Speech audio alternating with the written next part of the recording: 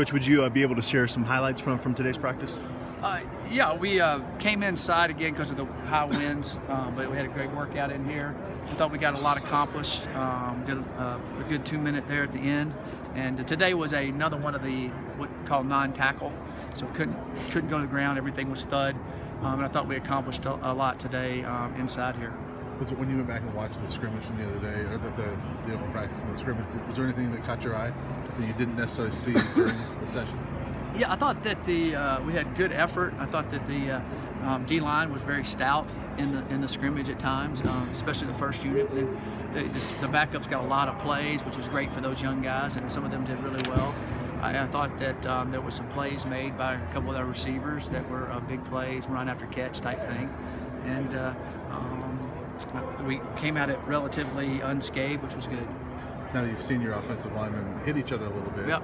Is there anything that's jumped out at you? Anybody that's jumped out at you? I think the young guys are progressing like we hoped.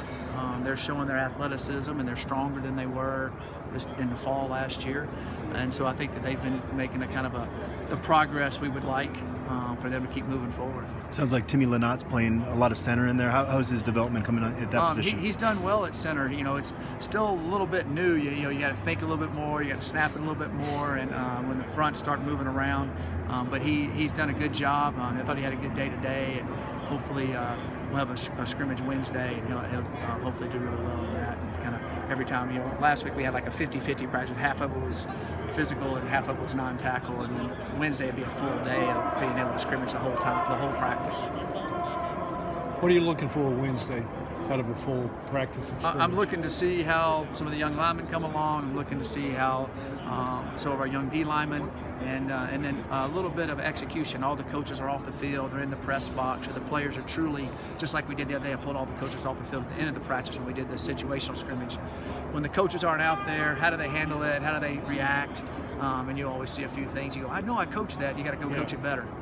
Are you seeing the defense, where there was a lot of talk about with having a full year with Levitt, they've come in more prepared for the spring? Are you seeing that? Yeah, we are. We're able to we have our whole defense in, and so now you're just repping it, and they're very astute at that and understanding, especially the older group, and the little nuances you have to have in formations and sets and different things that you go up against. I think they've done a good job of kind of moving forward from where they left off.